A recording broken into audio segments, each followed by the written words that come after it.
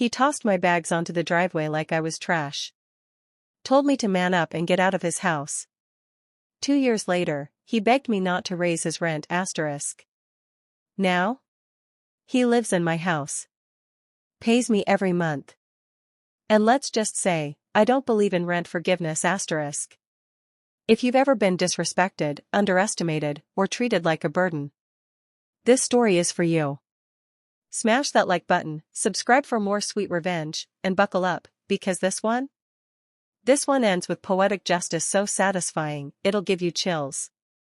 Home never felt like home. I grew up in a house that was never really mine. Not because I didn't live there, technically, I did. But emotionally? Spiritually? That place never belonged to me. Not after my mom married him. My stepdad, Rick, was the kind of man who demanded respect but gave none. He swaggered like he paid for everything. Truth is, the mortgage was in my mom's name. But he acted like the king of the castle. And I was just the unwanted stepkid crashing his throne room. I was 17 when he moved in. He'd pat my head like I was a dog, called me Junior even though that wasn't my name, and constantly compared me to real men his age. I kept my head down. I studied. I cooked. I cleaned. I stayed out of trouble. Didn't matter. Rick's favorite game was domination. He'd nitpick the way I sat on the couch, accuse me of being lazy if I wasn't working 2 jobs, and routinely reminded me that once I turned 18, I'd better have learned to stand on my own 2 feet. Even my sister, Amy, who used to be my best friend, started siding with him. She liked the stability he brought, the way he took charge. And suddenly, I was the weak one. The mooch. The embarrassment. Thrown out like trash. When I turned 18, I didn't get a cake. I didn't get a card. I got kicked out. No warning. No argument. I came home from a late-night shift to find my clothes in garbage bags on the driveway. Rick was standing at the door, smug smile, beer in hand. Time to be a man, Junior. I looked at my mom, she just stood there. Silent. Eyes on the floor. Amy? She filmed it. Laughed. I didn't yell. I didn't cry. I just picked up the bags and walked away. I slept in my car for 2 weeks. From car seat to corner office. I didn't have much, but I had grit. And I had a plan. I crashed at a buddy's place and picked up every shift I could. I saved like my life depended on it, because it did.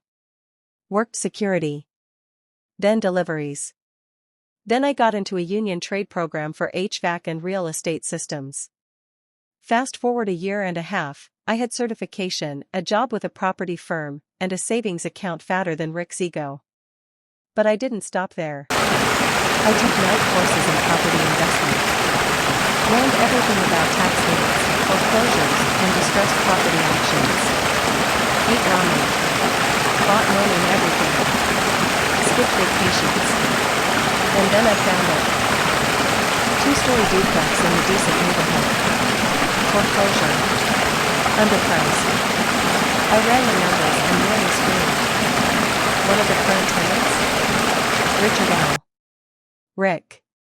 The revenge plan, becoming the landlord. I bought that house faster than you can say karma. Cash offer. No contingencies. Closed in 30 days. My hand shook as I signed the deed. Not from nerves, adrenaline. Triumph. Rage, finally tamed and aimed. Rick had no idea. The previous owner never told him the place was for sale. And the best part? Rick was behind on rent. Months behind. I gave it 2 weeks. Then sent a letter. Professional. Cold. Precise. Dear tenant. Please be advised that as of date, the property located at address has been acquired by a new owner. You are now leasing from my name. Please remit payment to the address below. Eviction proceedings will begin if payment is not received in 10 business days. I wish I could have seen his face. The confrontation, now I hold the keys. He called me. Blocked number. I picked up. Is this some kind of joke? No joke, Rick. I own the property now. You're living in my house. Silence. Then yelling. You little snake. You can't do this. I already did. You have 10 days. Or I'll have the sheriff serve you. He begged. Pleaded. Even tried to bribe me. Come on, Junior. I mean, we're family. You kicked me out like trash, Rick. Remember that driveway? Silence again. He knew I meant business. Amy even messaged me, asking if I was serious. I didn't reply. Rick scraped the money together and paid. Every month since. He never misses a payment now. And I make sure to send friendly reminders. Every single month. I raised the rent twice. Legally. He grumbled, but paid. What choice did he have? His credit was garbage. No landlord in town would take him. And me? I used his rent to buy another property. Then another. Now I own 5 units. He still calls me Junior in emails. But you know what I call him? Tenant number 003. The most satisfying part? He knows. Every time he flips that calendar and sees the first coming up.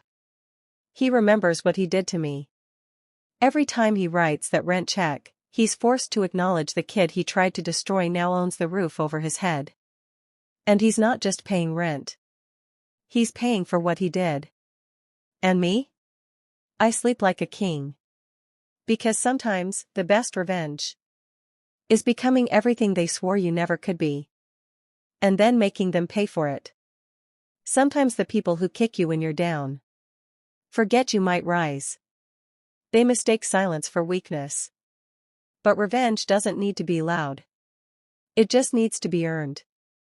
And the best revenge? It compounds monthly. If this story hit you in the gut, or gave you goosebumps, smash that like button. Seriously, it helps more than you know. Drop a comment, what's your most satisfying revenge story? And don't forget to subscribe for more real-life justice, served cold.